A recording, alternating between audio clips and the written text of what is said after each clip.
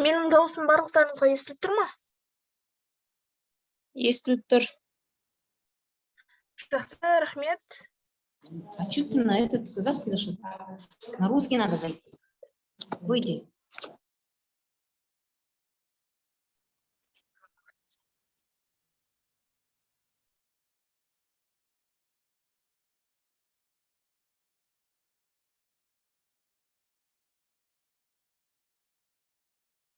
Тағы да қайырлы күн. Менің есімім Халида Болат, ұлттық волонтерлер желісінің волонтері болып табыламын.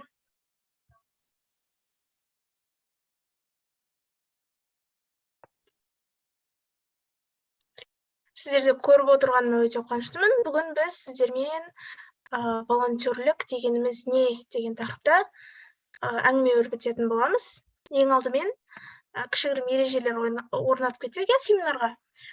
Сіздерде қандай да бір сұрақ болса, мені кез келген уақытта тоқтатып, сұрақтарыңызды қойсаңыздар болады. Сонымен қатар мен семинар барысында сіздерге сұрақ қоятын боламын. Сол сұрақтарға өздеріңіздің ойларыңызша дұрыс санаған жауаптарыңызды айтсаңыздар болады. Яғни сіздердің келген ойларыңыз жауап ретінде қабылданады.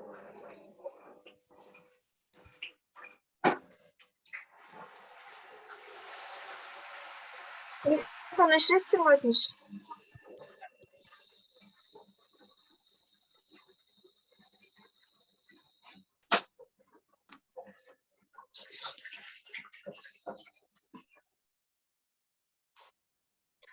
Жалпы бірінші сіздерге сұрақ қояйыншы, волонтерлік деген сөзді барлықтарыңыз, көпшіліктеріңіз естіп жүрген шығарсыздар, иә? Сіздер қалай ойлайсыздар, волонтерлік дегеніміз не және волонтер дегеніміз кім? Осы сұраққа жауап беріп кетсеңіздер.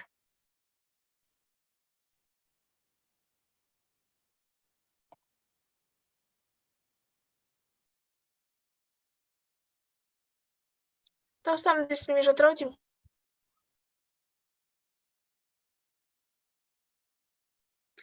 Сәлеметсіз бе, дауысыңыз жақсы естіліп тұр. Жақсы, кім жауап береді? Волонтерлік дегеніміз не, қалай ойлайсыздар?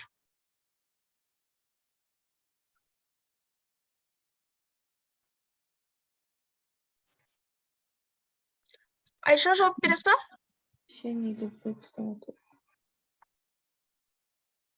Кто любит?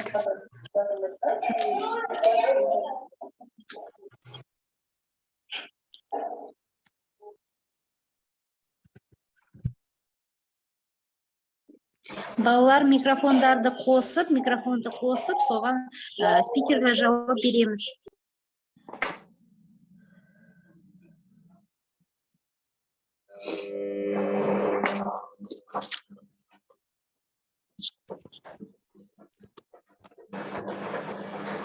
Жақсы, онда жауаптарыңыз болмаса, микрофондарыңызды өшіріп қойсаңыздар, ары қарай жалғастыра берсек, презентацияны. Жақсы, волонтерлік дегеніміз жалпы 4 принципі бар. Волонтерліктің сол 4 принципке сай келген іс-әрекеттер волонтерлік қызмет болып табылады. Ал волонтер дегеніміз өз еркімен қоғам игілігі үшін ақысыз қызмет ететін белсенді жастарды волонтерлер деп атаймыз. Енді волонтерліктің әрбір принципіне жеке тоқталып өтсек. Өз еркімен деген адам, яғни оқушы болсын, студент болсын, ол өз еркімен келу керек бұл әрекетке. Мысалы, сіздердің мектептеріңізде немесе сіздердің оқушы ретінде қандай қызметтер сіздердің еріктеріңізден тыс болып табылады, соларға тоқталып кетейік. Мысалы, сіздер өз еріктеріңізден тыс сенбіліктерге баруларыңыз мүмкін. Сіздер өз еріктеріңізден тыс парталарыңызды тазалауларыңыз мүмкін, иә? Бірақ қараңыздар, оқушылар, бұл іс-әрекеттердің барлығы сіздер үшін пайдалы болып табылады. Яғни, сіздер таза әрі ыңғайлы жерде сабақ оқысаңыздар, ол сіздер үшін пайдалы.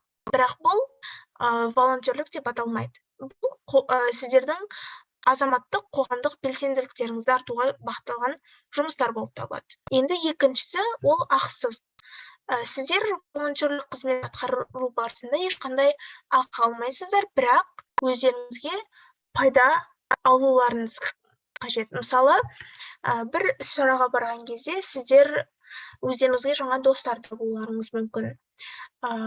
Адамдармен коммуникацияға түсулеріңіз мүмкін. Өздеріңіздің қандай да бір қабілеттеріңізді арттыруларыңыз мүмкін. Солардың барлығы сіздер үшін пайдалы болып табылады. Енді қоғамның игілігі үшін осы принципке көбірек тоқталып кетейік.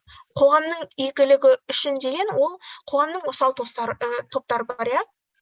Қарттар бар, мүмкіндігі шектеулі жандар бар, жаңағы аз қамтылған отбасылар бар деген сияқты. Осылардың игілігіне бағытталған іс-шараларға қатысу ол волонтерлік болып табылады. Бірақ белгілі бір ұйымдардың, бір жеке тұлғаның ғана пайдасы үшін іске асырылып жатқан шаралар, олар волонтерлік болып табылмайды. Енді белсенділік дегенге тоқталып өтейік. Нақты бір іс-шаралар ғана волонтерлікте есепке алынады. Яғни, ол іс-шара болу үшін оның белгілі бір мақсаты болу керек. Әрбір іс-шара белгілі бір мақсат бойынша жүзеге асуы қажет. Келесі, жаңа айтып өттік қой, қоғамдық пайдалы белсенділік деген бар, және волонтерлік деген қызметтер бар, иә? Олар екеуі екі түрлі. Біздің айтқымыз келіп отырғаны бұл жерде қоғамдық пайдалы белсенділік ол жаман деп жатқан жоқпыз, ол да жақсы нәрсе. Мысалы, сіздер волонтерлік емес, бірақ жақсы іс-әрекеттер көп қой. Жаңа айтпақшы, мектепке көмектесу, мектептің ауласын тазалау, немесе өздеріңіздің парталарыңызды жуу деген сияқты.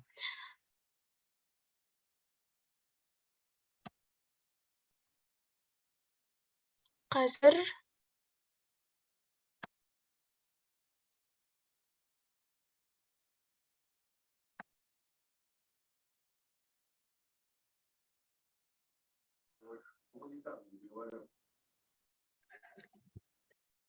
енді құрметтілер, қоғамдық пайдалы белсенділік, бірақ волонтерлік болып табылмайтын әрекеттерге келейік. Қайырымдылық үшін қаражат жинау. Мысалы, біреудің еміне қаражат жинау, біреудің баспана алуына көмектесіп қаражат жинап беру, немесе біреуге киім-кешек сатып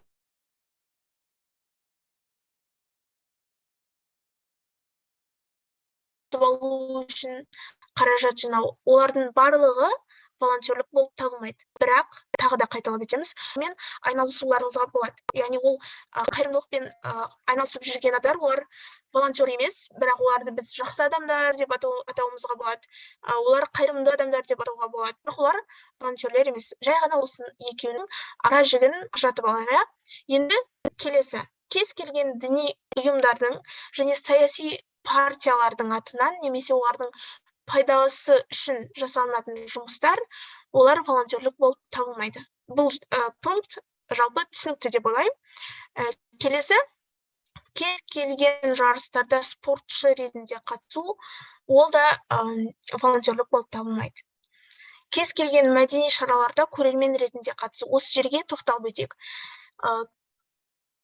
Кез келген мәдени іс-шаралар, яғни жаңа айтып өттік қой, егер ол іс-шаралар қоғамның белгілі бір проблемасын шешуге бағытталған болса, онда сол іс-шараға қызмет ету арқылы сіздер волонтерлік қызмет атқара аласыздар.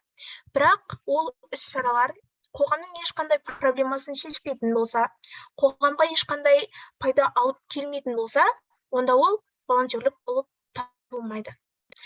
Кез келген төленетін жаңа айтып өттік, волонтерліктің принциптерінде, яғни ол ақысыз қызмет болу керек деп. Енді қоғам игілігі үшін өтеусіз ерікті жұмыс болып табылмайтын барлық нәрсе ол волонтерлік болып табылмайды. Құрметті оқушылар, осы жерге дейін барлықтарыңызға түсінікті ме? Әрі қарай жалғастыра берейік пе, әлде сұрақтарыңыз бар ма? Сұрақтарыңыз болса, түсінікті. қойып алсаңыздар болады. Жақсы. Олай болса, келесі слайдқа көшейік.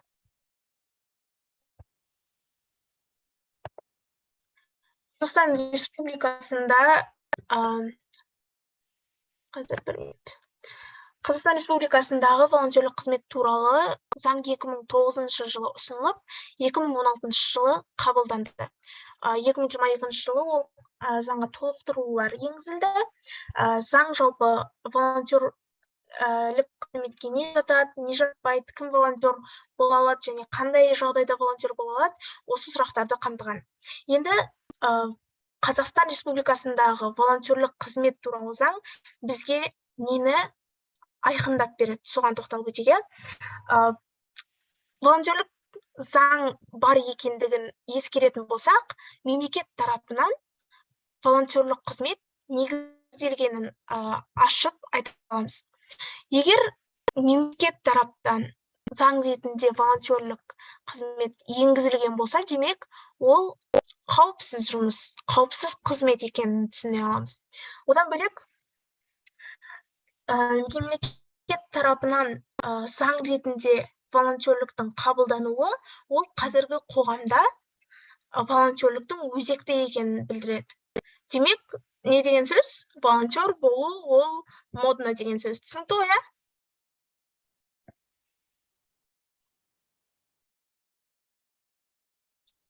Ендеше келесіне. Ой, рахмет. Оқушылардың волонтерлігі жалпы сіздер қандай жағдайларда волонтерлікпен айналыса аласыздар және сіздердің айналысатын волонтерлік жұмыстарыңыз қандай болу керек? Соған тоқталайық. Ең алдымен сіздердің айналысатын волонтерлік жұмысыңыз оқуларыңызға кедергі болмау керек. Волонтерлік ол номер бірінші жұмыс емес. Түсінікті ма? Ол қоғамдық белсенділікті арттыруға бағытталған. Ол сіздердің бойларыңыздағы белгілі бір қабілеттерді шыңдауға бағытталуы мүмкін, бірақ ол сіздер үшін номер 1 болмау керек. Сіздер үшін номер 1 ол не?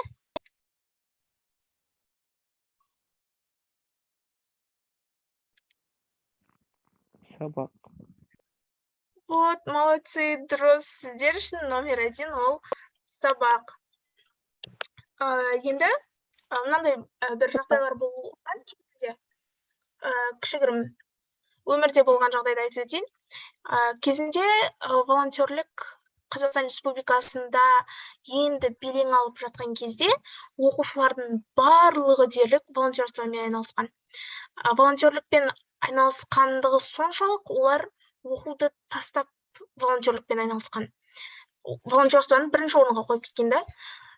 Әрине, оның өзіндік зардаптары болған, себебі сіздер оқымасаңыздар, өздеріңізге зиян болады, дұрыс па? Сол үшін біз сіздерден өтініп сұраймыз. Егер алдағы уақытта волонтерлікпен айналысатын болсаңыздар, немесе қазіргі таңда волонтерлікпен айналысып жүрген болсаңыздар, онда өтініш. Ол волонтерлік сіздердің оқуларыңызға кедергі болмауы керек. Екінші маңызды нәрсе ол оқушылар үшін қауіпсіз болу керек. Жалпы мына нәрсені айтып өту қажет. Сіздер оқушы болғандықтан, сіздер көптеген табиғатта болатын заңдарды дұрыс қабылдамауларыңыз мүмкін. Мысал ретінде келтірейік. Мысалы, жануарлар бағы, зообақта сіздер волонтерлік қызмет атқаратын болсаңыздар, немесе үйі жоқ мысықтарды тамақтандыратын болсаңыздар. Мысалы, үйі жоқ мысықтарды күнделікті тамақтандырсаңыздар, сәл ауырлау информация болады, дайындалыңыздар. Мысалы, қарны тоқ жануарлар көбеюге бейім болады. Егер сіз үйі жоқ жануарларды тамақтандырсаңыз, получается, сіздер олар көбейген сайын, сіздер үйі жоқ жануарларды көбейтуге септігін тигізіп жатырсыздар. Түсініктірсіздер ма? Одан бөлек, мысалы, қарттар үйіне концерт қоямыз деп шешкен болсаңыздар, допустим, сіздер қарттар үйіне әр ай сайын мысалы концерт қоятын болсаңыздар, негізі қарттар өздеріңіз білетін шығарсыздар, ата әжелері бар оқушылар қазір біледі. Қарт адамдар тез шаршайды, иә. Сіздер ай сайын оларға концерт қойып берсеңіздер, олардың демалуына емес, олардың шаршауына көбірек септік тигізген боласыздар. Сондықтан осы жерден үшінші маңызды қағида ортаға шығады. Яғни сіздердің істеп жатқан волонтерлық әрекеттеріңіз ол қоғамға, табиғатқа зиян келтірмей пайда келу керек. Мысалы, дәл сенбілікті алып қарайық. Біз қаланың бір жерінде сенбілік өткіздік деп санайықшы, ол сенбіліктен шыққан қайта өңдеуге жарамды заттарды біз жаңағы қайта өңдеу зауыттарына бермесек, жай ғана оны алып свалка деп айтады ғой, қоқыс полигондарына апарып тастасақ, онда біз табиғатқа ешқандай пайда келіп жатқан жоқпыз деген сөз. Ал егер біз сол сенбілікте қайта өңдеуге жарамды заттарды бөлек жинап, оларды зауыттарға өткізіп тастасақ, демек біз кішігірім болса да экологияға пайда келіп жатырмыз. Одан бөлек тағы бір мысал келтірейін. Көшет егу туралы, иә? Микрофондарыңызды өшіре тұрасыздар ма, құрметтілер? Мысалы, Ақерке мен Зухра, допустим, әр ай сайын 10 көшет еңгізеді. Бірақ 10 көшет егеді деп ойлайық. Әр аймаққа қаланы. Бірақ олар ол көшеттерді қараусыз қалдырады. Онда бұның табиғатқа келіп жатқан ешқандай пайдасы жоқ. Егер Зухра мен Ақерке жылдың әр 6 айында бір рет көшет енгізіп, сол көшеттерге күтім жасап жүрсе, онда ол пайдалы болады. Бірақ көшет егіп, оның жаңағы күтіміне ешқандай уақыт бөлмесеңіздер, онда ол пайда емес, керісінше зиян алып келуі әбден мүмкін. Осы слайд баршаңызға түсінікті ме? Қандай да бір сұрақтарыңыз болса, қойсаңыздар болады. Сұрақтар жоқ менде. Жақсы, рахмет. Екінші пунктке тоқталып өтейік тағы бір рет. Волонтерлік оқушылар үшін қауіпті болмау керек деп. Мына пунктке тоқталып өтейік. Бұл деп отырғанымыз, сіздердің денсаулықтарыңызға ешқандай зиян келмеуі керек. Түсінікті, сіздер ауыр жұмыстармен айналыспауларыңыз керек. Физикалық тұрғыдан өте қатты сіздерге напряжение түсіретін жұмыстармен барынша айналыспағандарыңыз дұрыс, себебі сіздердің денсаулықтарыңыз, тағы да айта кетеміз, ол өте маңызды нәрсе. Келесі слайдқа көшкенде, енді волонтерлік оқушыға қаншалықты пайдалы болуы мүмкін. Сіздер әлемде болып жатқан үлкен бір жақсы әрекеттің кішігірім бөлшегін жасап жатқаннан ләззат аласыздар. Әлеуметтанушы ғалымдарда мынандай бір термин сөз бар екен. Альтруизм деген. Белгілі бір адам басқа бір адамға жақсылық жасаған кезде, жақсылық жасап жатқан адам бақыт гормоны бөлінеді екен, бақытқа кенеледі екен. Дәл сол сияқты әлемді жақсартуға үлес қосудан сіздер ләззат ала аласыздар. Жаңа таныстармен сенімді достар таба аласыздар. Әртүрлі іс-шарада әртүрлі жастар болады. Сіздер өздеріңіздің көзқарастарыңызбен бірдей, сіздердің мақсаттарыңызға сай достар таба аласыздар. Келесі қызықты іс-шараларға қатысу. Волонтерлік қызмет аясында өте қызықты шаралар болады. Мысалы, осы жақында бізде, мен өзім Шымкент қаласынан боламын. Шымкент қаласында 4000-нан қатысушы қатысқан Шымкент марафон деген марафон болды. Мысалы, марафонда өте көп таныстықтар болды бізде. Бізде өте қызықты оқиғалар болды. Біз ол жерде сенбілік өткіздік. Сенбіліктен түскен жаңағы баклажка, пластик баклажкалерді қайта өңдеуге өткіздік. Соның барлығы өте қызықты процесс болды. Және сол волонтерлерге медаль мен грамота берілді. Қазір көрейін, мен медаль осында болса, сіздерге көрсетейін. Осында екен, қазір 1 минут.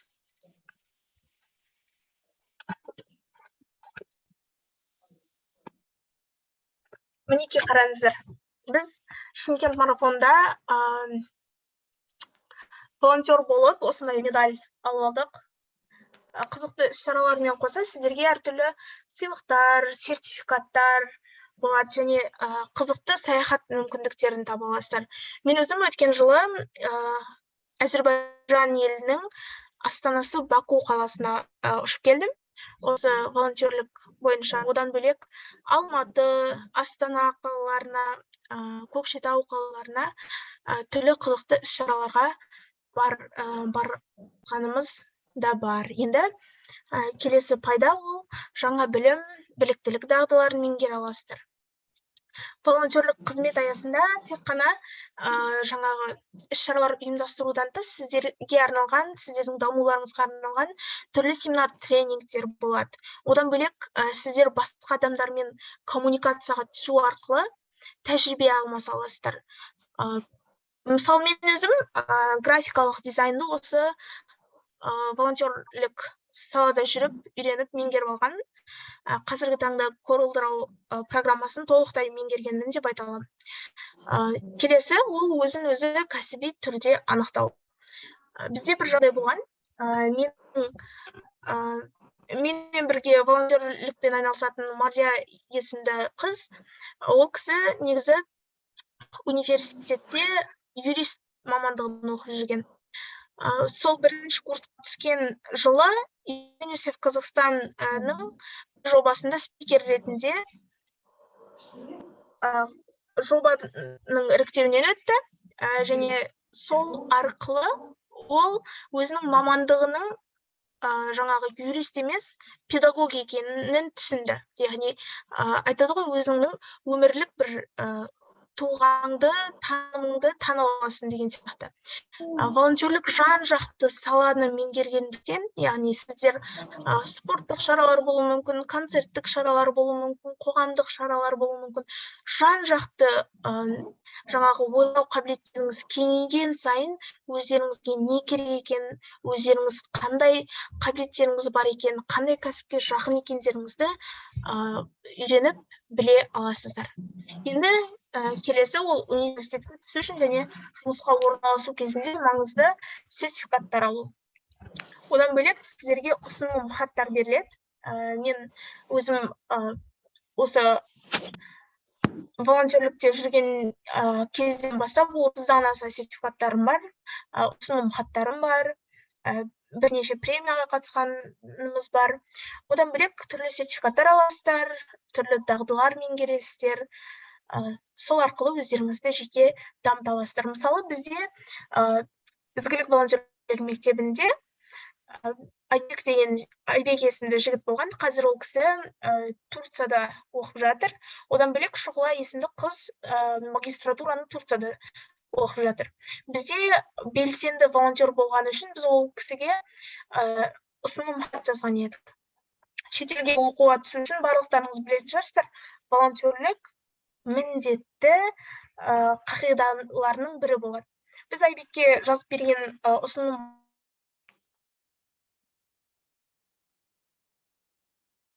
хаттан кейін ол кісі құрт болды. Индия, Лондон, жаңағы ақш, Канада, сол сияқты ел қалалардан шақырту алып, қазіргі таңда Түркияда оқып жатыр, бірінші курста. Енді дүние жүзінде волонтерлік қызметтің ең көп тараған бағыттарына тоқталып кетейік. Медициналық волонтерлік және донорлық. Медициналық волонтерлік кезінде оқушылар жаңағы бірінші алғашқы көмек көрсету бойынша семинар тренингтер өтуге көмек көрсете аласыздар. Донорлық ол сіздердің ата-аналарыңыздың рұқсатынсыз ол қиындау, ол салаға қатысу экологиялық волонтерлік. Сіздер сенбіліктер ұйымдастыра аласыздар өздеріңіздің аймақтарыңызда, плогингтер ұйымдастыра аласыздар, экологиялық конкурстар ұйымдастыра аласыздар, қайта өңдеуге жарамды заттарды жинау бойынша конкурстар өткізе аласыздар. Енді әлеуметтік волонтерлік ол қоғамдағы осал топтарға көмек. Сіздер өздеріңіздің аймақтарыңыздағы бар осал топтарға қызмет арқылы көмектесуге болады. Сол арқылы әлеуметтік волонтерлік қызметін атқарасыздар. Бақ және медиа волонтерлік, хайуанаттар бағындағы волонтерлік, мәдениет және өнер саласындағы волонтерлік, жаңа бұл жайында айтып өттік, мәдениет және өнер саласындағы волонтерлік, яғни қоғамның белгілі бір мәселесін шешуге бағытталған болу керек, немесе жаңағы қоғамның игілігі үшін жасалып жатқан іс-шаралар болу керек. Спорт және салауатты өмір салты бойынша волонтерлік, білім берудегі волонтерлік. Мысалы, мен сіздерге дәл қазір волонтерліктің не екенін түсіндіріп жатырмын ғой. Дәл сол сияқты сіздер, мысалы, допустим, біреулеріңіз мобилограф шығарсыздар, аяулым, мысалы, кітапты тез оқи алатын шығар. Сол арқылы кітапты қалай тез оқуға болады деген сияқты басқа оқушыларға, басқа жандарға сол бойынша семинар, тренингтер өтсе, онда ол білім берудегі волонтерлікке жатады. Төтенше жағдайдағы волонтерлік, карантин кезінде қандай оқиғалар болған баршамыз білеміз, сол кездегі волонтерлік төтенше жағдайдағы волонтерлікке жатады, және этно волонтерлік. Енді мектеп оқушыларына айналысуға болатын, айналысуға қолжетімді және Қазақстан үшін аса маңызы бар волонтерлік қызметтердің бағыттары, ол хайуанаттар бағындағы волонтерлік, ол баршаларыңызға түсінікті деп ойлаймын. Одан бөлек эко-волонтерлік, жаңа атап өттік нәрселер жататындығына, сенбіліктер, плогингтер деген сияқты. Әлеуметтік волонтерлік қайдам деп жатқан? Қайдам деп уже. Ес болады қазір. Жалғызбасты адамдарға көмек көрсету, тепе-тең бағдарламасы бойынша мүмкіндік шектеулі балаларға көмек көрсету. Одан бөлек, Қазақстан Республикасында волонтерлік қызметтің әртүрлі бағытында қазіргі таңда түрлі жобалар болып жатыр. Сол жобаларға қатыса аласыздар. Одан тағы сіздерге айта кететін нәрсе, ол волонтерлікті кім және қалай жүзеге асырады? Жалпы сіздер болашақта волонтер болғыларыңыз келсе, қалай біле аласыздар оның волонтерлік топ екенін? Адамдар өз бетінше, мысалы, достар болып, жиналып алып, бір сенбілік өткізу мүмкін, яғни адамдар өз бетінше волонтерлікті жүзеге асырып жатыр дегенді білдіреді. Бастамашыл топтар, қоғамда белсенді болып жүрген топтарды көрсеңіздер, оларда волонтерлікпен қазіргі таңда айналысып жүр. Аймақтық волонтерлік ұйымдар, біргеміз фронт офистерін білетін шығарсыздар, және республикалық волонтерлік ұйымдар. Республикалық волонтерлік ұйымдарға ұлттық волонтерлік желіні жатқызсақ болады. Қазір сол жайында кішігірім айтып өтеміз. Ұлттық волонтерлік желі ол 2012 жылы ашылған, яғни 2012 жылдан бері жұмыс жасап жатыр. Серіктестік желі арқылы республикалық жобаларды жүзеге асырады. Одан бөлек Қазақстан Республикасындағы волонтерлік ұйымдарды оқытады және дамытады. Волонтерлік ұйымдардың мемлекетпен өзара әрекеттесуіне жағдай жасайды. Төменде ұлттық волонтерлік желінің жасаған жұмыстары аясындағы суреттер. Тоқталып кетейік. Міне, мұны қарасаңыздар, мына бірінші суретте бізде ең алғаш рет ашылған жылы барша қазақстандық волонтерлерді Астана қаласында жинап, осы ұлттық волонтерлік желінің ұйымдастыруымен форум өткен болатын. Екінші суретте ардагерлерге көмек көрсетуге бағытталған жеңіс жобасы аясында волонтерлер қарттарға көмек көрсетіп жатыр. Үшінші суретте ЮНИСЕФ Қазақстанның Be Kind жобасы аясында Қазақстанның түкпір-түкпірінен жиналған волонтерлер мектеп жасындағы балалардағы боулингке байланысты буллингке байланысты білім алып, өз аймақтарында сол жайында сабақ өткен болады.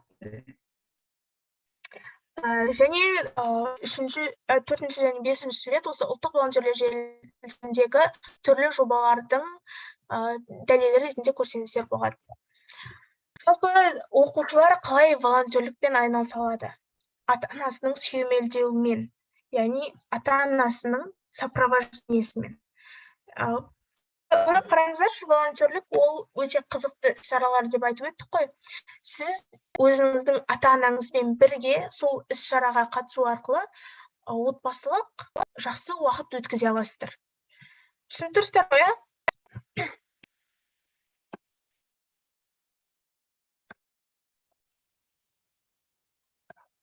Құрметтілер, баршаңызға түсінікті болып жатыр ма? Иә. Иә. Түсінікті.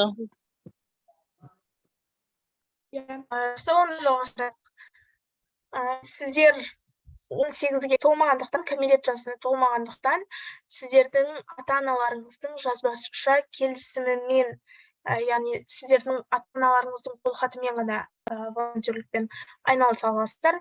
Және мектептің волонтерлік ұйымдарының аясында бірге іс-шараларға қатыса аласыздар. Және өз беттеріңізше волонтерлік қызмет атқара аласыздар. Өз бетінше дегенге тоқталып өтейік. Сіздер жолда, мектептен үйге қайтып бара жатқан жолда бір қаппен бір перчатка алып, жаңағы жолдағы пластик бөтелкелерді қапқа салып, ол қапты переработкаға өткізіп жіберсеңіздер болады. Мысалы, өз бетіңізше де сіздер волонтерлікпен айналыса аласыздар. Енді келесі. Жалпы біздің волонтерлік жайында семинарымыз осымен аяқталып жатыр. Егер сіздерде қандай да бір сұрақтар болса, қандай да бір ұсыныстар болса, түсінбеген жерлеріңіз болса, бізге осы экранда көрсетілген ақпараттар арқылы байланысқа шыға аласыздар. Қазір кішігірім кері байланыс жасасақ, осы бүгінгі семинардан не түсіндіңіздер, сол жайында кішігірім айтып өтсеңіздер, иә? Тыңдап тұрмын, микрофондарыңызды қосып сөйлей берсеңіздер болады.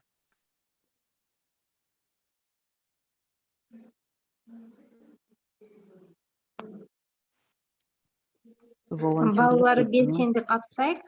Өз бетінше қоғамға көмек беру. Бұған не жататын? Оның пакет деген. Орысша. Сізге орысша ыңғайлы болса, орысша айта берсеңіз болады.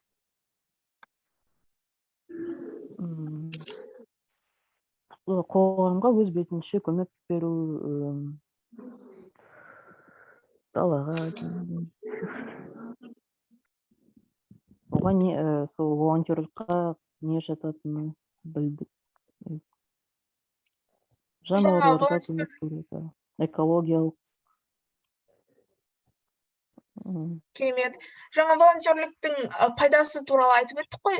Соның ішінде өздеріңізге ең қатты ұнағаны қайсысы болды?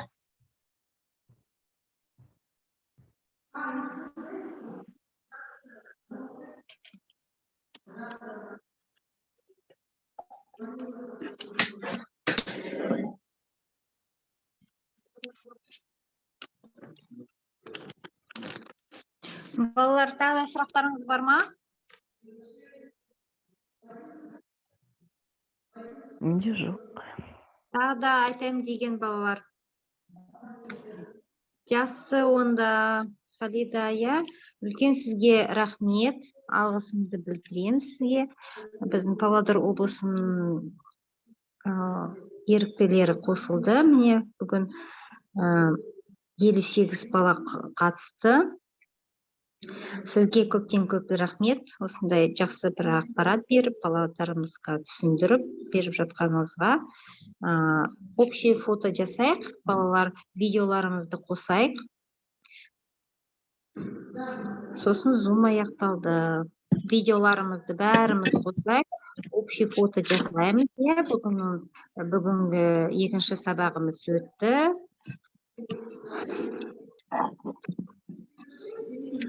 Сосын сізге, балалар, сізге айтарым, сабаққа қатысқанда видеоларымызды қосамыз. Өйткені спикер сөйлегенде ыңғайсыз болады, өзімізді зум өткіземіз ғой, жетекшілер. Оны қадағалаңыздар, балаларыңыз видеоларды қосу керек, ыңғайсыз болады. Мен де осында санап отырмын, видео бойынша қарап, неше бала отырғанын. Бала санын есептеп тұрамын. Сондықтан видеоларды қосамыз. Сабақта сұрақтар болса, онда белсенді қатысамыз, ұялмаймыз, қорықпаймыз. Жақсы ма?